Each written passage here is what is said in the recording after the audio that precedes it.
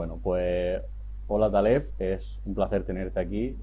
Vamos a hablar sobre el tema del Sáhara con los últimos acontecimientos que ha habido con respecto a Pedro Sánchez y demás. Y bueno, la primera pregunta que quería hacerte es ¿cuál es tu opinión sobre las últimas medidas del gobierno español, que se ha vendido siempre como el más progresista de la historia, y si crees que han traicionado al pueblo saharaui? Sí, creo que es una traición. Bueno, en primer lugar, darte las gracias por tenerme aquí. Y creo que sí, creo que es una completa traición. Ya estamos acostumbrados los saharauis de que España no asuma su responsabilidad, porque yo siempre digo que los saharauis no estamos pidiéndole a España de forma caritativa una solidaridad, ¿no?, con nuestra causa. Simplemente le estamos pidiendo, y siendo muy coherentes en lo que estamos pidiendo, es que cumpla con la legalidad internacional. Y la legalidad internacional desde los años 60 lleva diciéndole a España que tiene que terminar el proceso de descolonización. Pedro Sánchez ha salido de esa postura bueno, que España siempre había mantenido, y ha reconocido su apoyo de forma directa al plan de autonomía marroquí, que bueno, básicamente viene a apoyar pues eso, la ocupación, o a legitimar o a blanquear la ocupación de Marruecos al Sáhara Occidental, porque también es un poco insultante para la inteligencia poder llegar a entender o llegar a apoyar un plan de autonomía dentro de un régimen autoritario. O sea, es completamente incomprensible que un régimen autoritario donde todo el poder reside en el rey y donde ni siquiera los ministerios o el parlamento tienen una autonomía, apoyar una posible autonomía para un territorio. O sea, me parece completamente contradictorio con la naturaleza del Estado marroquí, por lo cual lo que está haciendo Sánchez es simplemente de una forma elegante intentar blanquear esa ocupación, que por supuesto atenta directamente contra el derecho del pueblo saharaui a existir libre sobre su tierra, porque lo que ha querido Marruecos siempre para el pueblo saharaui, muy lejos de darle una autonomía o aceptar su existencia, es aniquilarle, y es lo que ha demostrado durante todos estos años. Y no lo decimos los saharauis, que hablamos quizás con cierto sentimentalismo porque lo sufrimos de una forma directa, sino que varias organizaciones internacionales de renombre como Human Rights Watch o Amnistía Internacional han denunciado crímenes de guerra y bombardeos con armas prohibidas al pueblo saharaui, por lo cual sí creo que es una traición, y creo que se están pisoteando completamente los derechos del pueblo saharaui, el derecho humano y por supuesto la legalidad internacional, en un momento, por cierto, donde se está defendiendo la legalidad internacional en Ucrania, se está pisoteando en el Sáhara Occidental a la par, ¿no? Y eso deja también muy visible esa hipocresía política del gobierno, ¿no?, español. Justamente te quería preguntar también con el tema de Ucrania. ¿Cuál es tu opinión con respecto a esa diferencia de trato que tiene la Unión Europea con los refugiados ucranianos, si lo comparamos con el trato que reciben los refugiados saharauis, los refugiados sirios, libios, yemeníes? Bueno, yo es algo desde que empezó la crisis en Ucrania, mucho antes de estas declaraciones, empecé a seguir de cerca todo lo que estaba pasando. Ya me parecía súper bonito la atención mediática que había, sobre todo en el tema humanitario, a los refugiados, seguirles reportajes sobre la vida que ha dejado cada uno, porque es una forma de hacer también que los televidentes en diferentes partes del mundo empaticen de una forma directa y se sientan identificados con esas personas. Pero me daba una pena tremenda el hecho de que yo también venga de otro pueblo, de otros pueblos que han sufrido siempre esas guerras, que también tienen historias dramáticas de refugio, de bombardeos, de familias completamente divididas, de niños a lo mejor que han visto como sus padres morirían delante de ellos y tuvieron que escapar a refugiarse.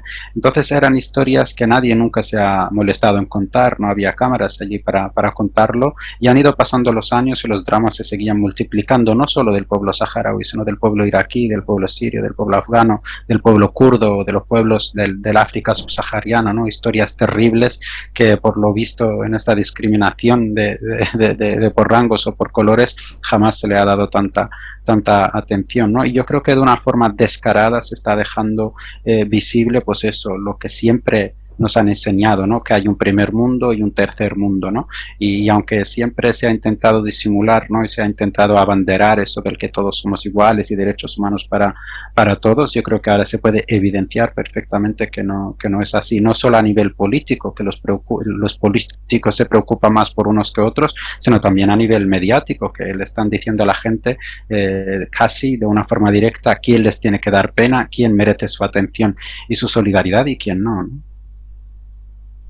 Y en este sentido, Dos preguntas. ¿Qué ayuda internacional ha recibido el Sáhara? Que como tú dices, había diferentes organismos internacionales que avalaban ese derecho a la independencia, al fin del control colonial, pero que España eso no respeta ni la propia legalidad burguesa. Y luego, si crees que intervenciones como fue la caída del régimen de Gaddafi han podido resentir la fuerza del Frente Polisario en la región.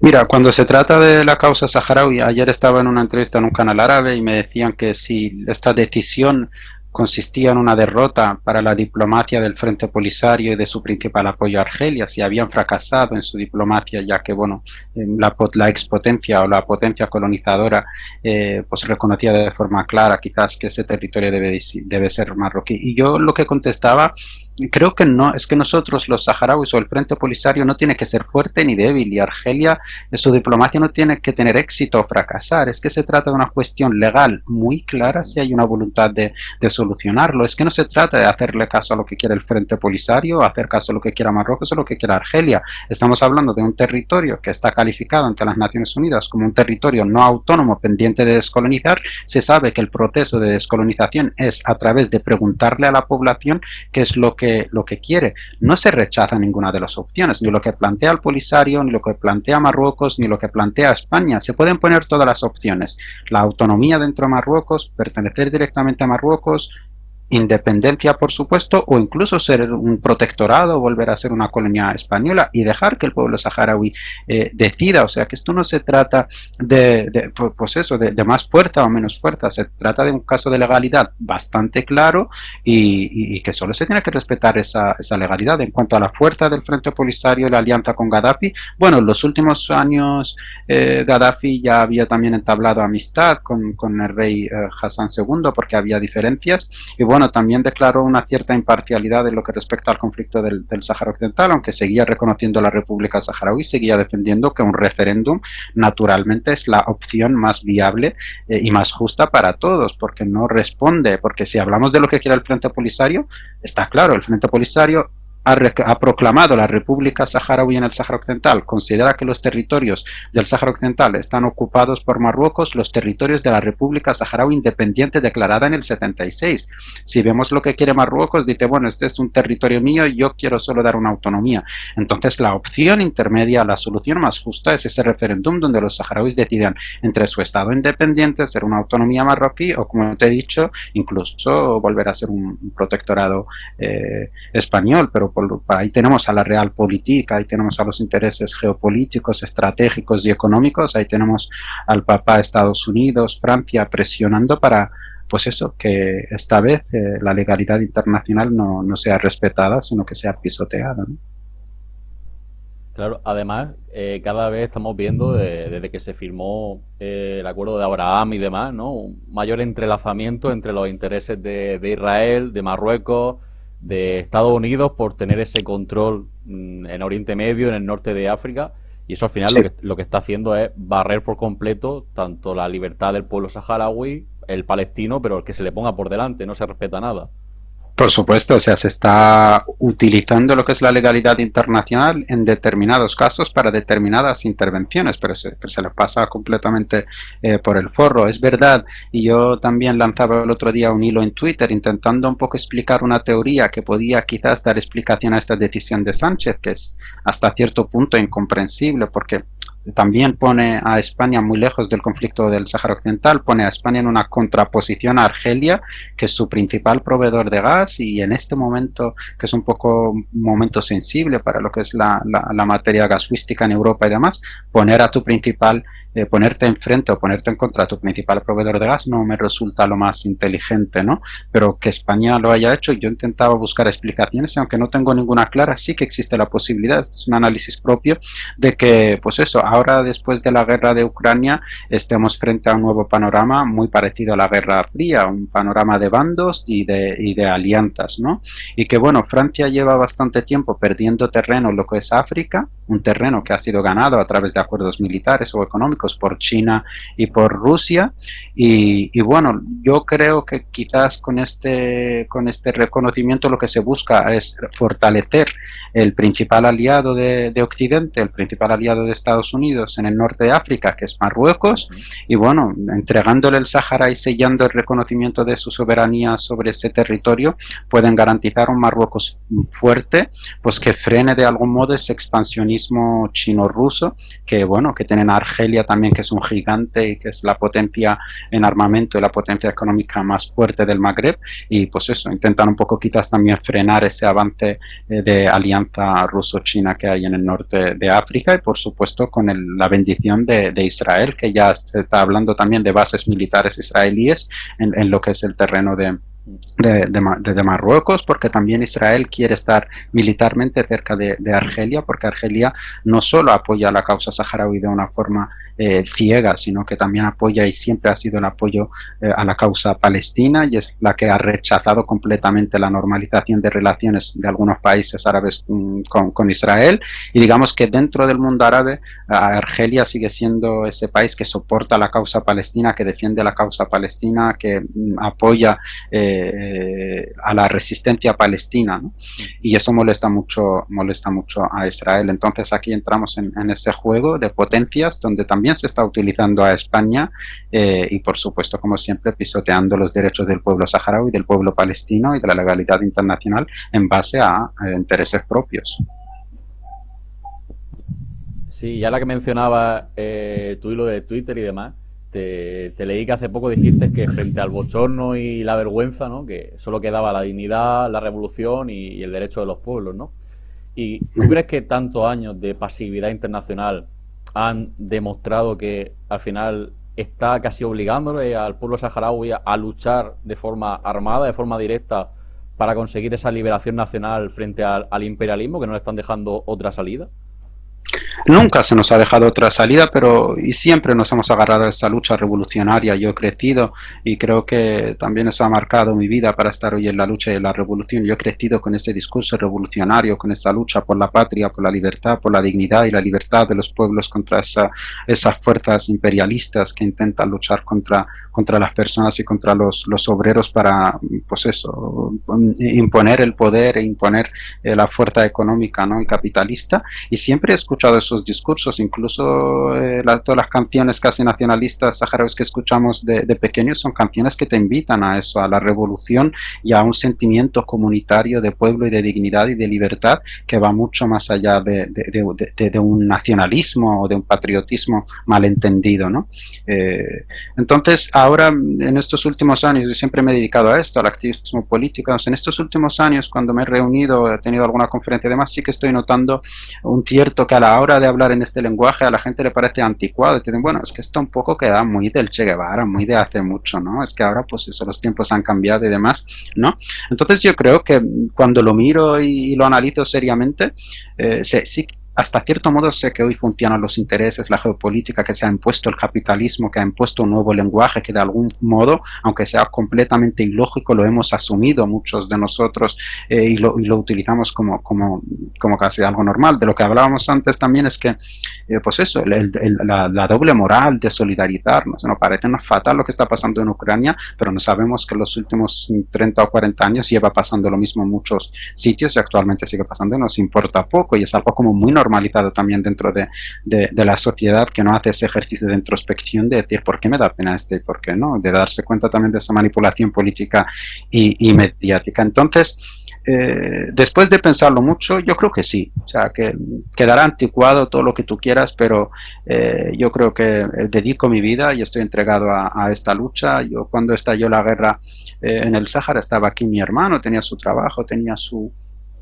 vida aquí y demás, tenía su mujer, estaba embarazada y tal, dejó su trabajo, dejó su casa y se fue para unirse a las fuerzas del Frente Polisario, porque él decía que su vida era para esta lucha, pero no es, como te he dicho antes, un nacionalismo, luchar por una bandera, ¿no? Porque él sabía que su lucha contra ese expansionismo era también luchar por la justicia y, como dijo Mujica, ¿no? En un discurso dedicado al pueblo saharaui, mantener vuestra lucha y vencer es mantener la esperanza en un mundo mejor. Entonces yo creo que tenemos muy presente eso, de que si nosotros vencemos en esta lucha, vamos a lanzarle también un mensaje al resto de los pueblos del mundo que el imperialismo no puede vencer, ¿no?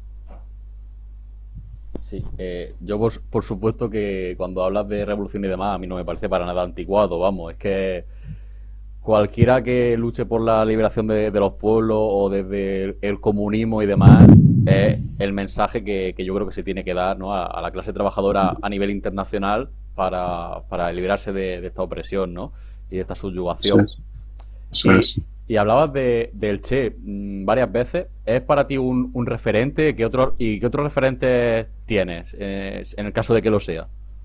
Bueno, yo creo que mi primer referente es el Wali Mustafa, que es nuestro propio Che, ¿no? El Che saharaui, es quien, digamos, pues inició esa revolución saharaui contra el imperialismo y el colonialismo español, es, digamos, el ideólogo de la revolución saharaui y murió muy joven porque tampoco, o al igual que los líderes de verdad, él estaba en primera fila luchando contra esas fuerzas imperiales y coloniales marroquíes que invadían nuestra tierra y murió en un bombardeo, se cree, según las investigaciones que se han hecho, que pues eso ha sido bombardeado por la aviación francesa, porque creían que matando a ese líder de la revolución también podrían matar al pueblo saharaui. Entonces, sus discursos siguen tan vivos, los pocos discursos que se le han podido grabar o los manuscritos que se han dejado de él, en el espíritu revolucionario saharaui en la juventud siguen tan vivos como si fuesen ahora, vamos, porque también yo creo que era un visionario, ¿no? No hablaba solo de lo que es el tema del Sáhara Occidental o liberar al Sáhara Occidental, sino que hablaba de un panafricanismo, hablaba de un África y de un Magreb libre de ese imperialismo, planteaba una idea como mucho más grande que iba mucho más allá de la frontera del Sáhara Occidental y unía a todos los pueblos en esa lucha contra el imperialismo. Y sí, considero que tanto el Che Guevara como Nelson Mandela, como pues eso, hasta cierto punto Muammar al-Gaddafi también, durante una época, sí que creo que también lucharon de una forma muy honesta por los derechos de los pueblos y lucharon contra el capitalismo y lucharon contra el imperialismo. Y yo creo que son iconos, no solo para las personas que a lo mejor nos identifiquemos más con una ideología de izquierda, sino que cualquier persona justa que crea en la justicia, yo creo que debería de tenerles al menos un cierto respeto, ¿no? Sí, vamos, coincido completamente. Eh, ¿Y cómo podríamos contribuir desde el PCOE o los comunistas en general a ayudar a esa lucha del pueblo saharaui desde el Estado español? Eh, yo creo que yo siempre he dicho que la política, la cuestión saharaui es una cuestión política, o sea, en primer lugar es una cuestión política. Y los saharauis hemos sido obligados, casi empujados a entender de política sin casi quererlo, ¿no? Porque es una cuestión política. Entonces yo creo que desde la política se puede solucionar este conflicto. Yo siempre he apostado que España tiene la llave para solucionar esto. Si España realmente quisiese, tiene la llave para solucionarlo en días o en semanas. Es simplemente presentarse ante las Naciones Unidas, ante la Cuarta Comisión y decir que quiere iniciar el proceso de descolonización. Y como España todavía consta como potencia administradora y colonial, las Naciones Unidas tendrá la obligación de iniciar ese proceso y analizar en qué consiste la presencia marroquí, que es ilegal, por lo cual se empezará a solicitarle a Marruecos que se retire de esa zona para llevar a cabo un referéndum. Hay un gran apoyo dentro de lo que es la sociedad civil en el Estado español para con la causa saharaui, pero este apoyo nunca se ha manifestado en lo que es la decisión política. Tanto yo creo que los comunistas como todos los partidos políticos o toda la persona que tenga una actividad política, yo creo que se puede empezar desde el ayuntamiento más pequeño, comunidades autónomas, diputaciones. Yo creo que lo más importante es eso, ejercer una presión para pues, que ese apoyo y solidaridad que hay en la sociedad se manifieste en acciones políticas que vayan en esta dirección, en la dirección de tener un papel activo en la resolución del conflicto del Sáhara Occidental. Vale, perfecto. Ahora se me ha ido tu imagen, no sé por qué.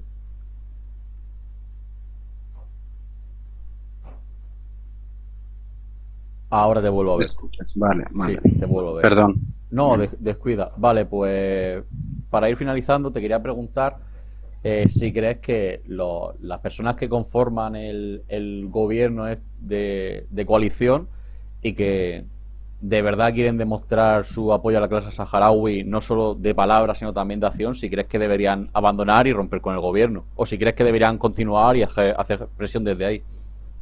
Mira, esto lo que pienso que deberían de haber abandonado el gobierno, deberían de haber dimitido.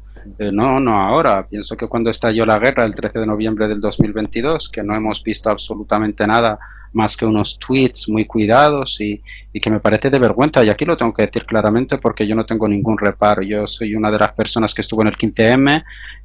Yo creía ciegamente, porque yo también crecí en este país y en parte me siento español y siento también los problemas que hay aquí y como también la mayoría, pues eso, he creído en ese movimiento naciente y yo recuerdo que estaba en esas manifestaciones en Sol y llevaba la bandera saharaui aquí y un día una de las manifestaciones que se llamaba Rodeamos el Congreso, yo recuerdo estar en un callejón lleno de gente, subirme encima pues eso, había, no sé, un de estos que hay en la calle, ¿no? Y me subí encima y se vio la bandera y de repente toda esa calle empezó a gritar Sahara Libre y yo ahí estaba convencido que de ese movimiento despierto y consciente de los problemas que realmente importan a la gente y quería llevarlos a la política, que el movimiento político que vayan a hacer de ese movimiento iba a tener a la causa saharaui muy presente y así fue. Llegó Podemos con todas las promesas, ¿no? De no solo iniciar el proceso de descolonización, sino reconocer la República Saharaui y demás. Y yo sé que en un gobierno de coalición tú a lo mejor no tienes todo el poder.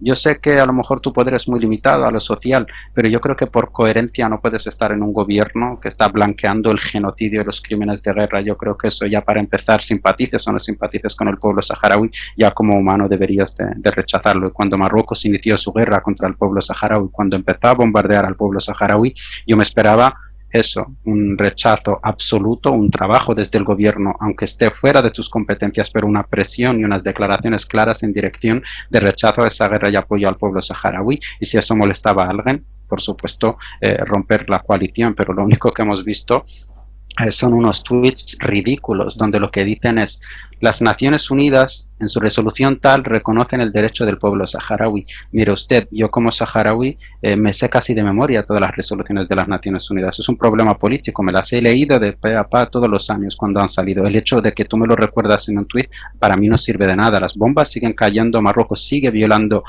los derechos humanos en las zonas ocupadas del Sáhara Occidental. Mi familia sigue en unos campamentos de refugiados, por lo cual tu tweet lo puedes guardar para ti porque ya me conozco las resoluciones. Lo que espero son acciones que realmente tengan un efecto sobre lo que es la causa del pueblo saharaui. Y ahora con esto, pues yo estoy viendo más de lo mismo. Sí que es verdad que he visto unas declaraciones quizás un poco más, que han ido un poco más allá de los simples tweets, ¿no? Que recuerdan también lo que dice las Naciones Unidas, porque aquí en este país se está teniendo como un complejo de decir lo que piensas y defenderlo. Hay como que siempre justificarse, como el pueblo saharaui tiene que hacerse tiene que hacerlo un referéndum porque lo dijo la ONU en su tal, no sé qué.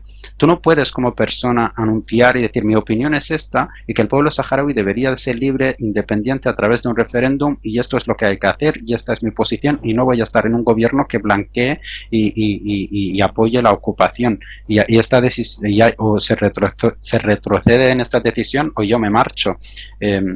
Ya por responsabilidad política, pues yo no he visto que nadie lo haya hecho todavía. Como te he dicho, he visto declaraciones y me hace mucha gracia porque mi análisis cuando veo estas declaraciones es que nos da pena el pueblo saharaui y todo lo que está pasando, pero no tanto como para romper tampoco la coalición, ¿no? Entonces, ahí está, ¿no? Sí, que parece que estos ministros de Unidas Podemos vinieron muy fuertes con el 15M, pero que la fuerza se le ha ido por la boca en un momento que han cogido el poder, ¿no? Que se han completamente aburguesado muchísimos de ellos. No descarto que haya gente todavía honesta en sus filas, pero son, yo creo que la minoría, vamos. Yo creo que se ha demostrado ahora mismo dónde están, ¿no? Y es lo que tú decías, que da pena, se comparten tweets o algunas declaraciones, pero ahí se queda, no hay mucho más, ¿no? Y de hecho hace poco leía que habían firmado con otro grupo el envío de armas a Ucrania y como vemos no tienen ningún reparo en apoyar la guerra del imperialismo y demás, ¿no? Uh-huh.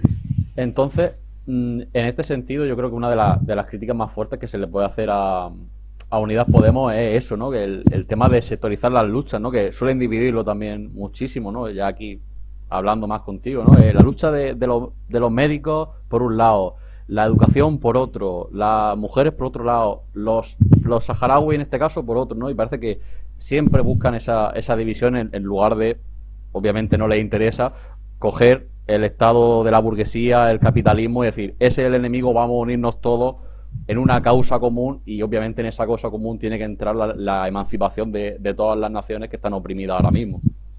Sí, yo creo que es una cuestión muy básica, ya no solo aquí en España, sino yo también lo he observado en otros países, ¿no? Que muchas veces se suele individualizar las luchas, ¿no? Eh, pero es verdad que tú a priori esto les resulta muy fácil dividir las luchas porque son sectores diferentes y porque quizás los motivos o áreas donde se mueven o por los que se manifiestan son distintos, pero tú te das cuenta, porque esto es muy fácil de comprender, te das cuenta que todas estas luchas son una misma lucha y pueden ser encauzadas en una misma lucha cuando tenemos un denominador común, que es el capitalismo, que es el enemigo de todas estas luchas. Tanto la lucha del pueblo saharaui es completamente canjeable como la lucha de cualquier obrero aquí por sus derechos, porque todos somos víctimas de un sistema capitalista y que para llegar a ese cambio que anhelamos todos hay que luchar contra el sistema capitalista, que es el enemigo común, pero de forma, cuando estamos individualizando las luchas, yo creo que también es una forma es como que de ir insertando un cáncer en la lucha de los pueblos, ¿no? Porque tú cuando divides estás también restando fuerza a ese movimiento que puede hacer temblar a la clase, pues eso, a la clase al poder económico, ¿no? Y capitalista. Bueno, camarada, ha sido un placer realizar esta entrevista. Si quieres comentar algo más que se te haya quedado en el tintero o que no te he preguntado, lo puedes decir y ya con eso concluimos y vamos, un placer realizar esta charla contigo. Bueno, muchas gracias. Sí, concluir y decir, bueno, que ahora se está hablando mucho del tema del Sáhara Occidental, por lo que hizo Sánchez.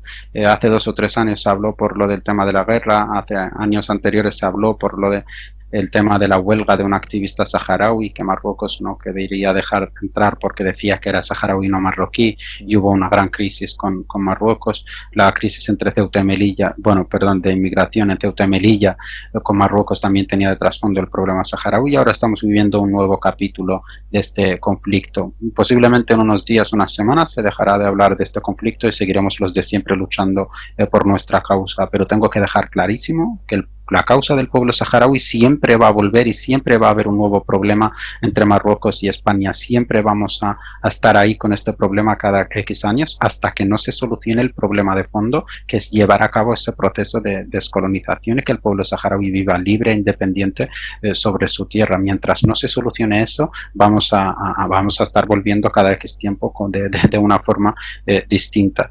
Y nada, muchas gracias a vosotros por tenerme, por dar espacio a la causa saharaui y hasta la victoria siempre.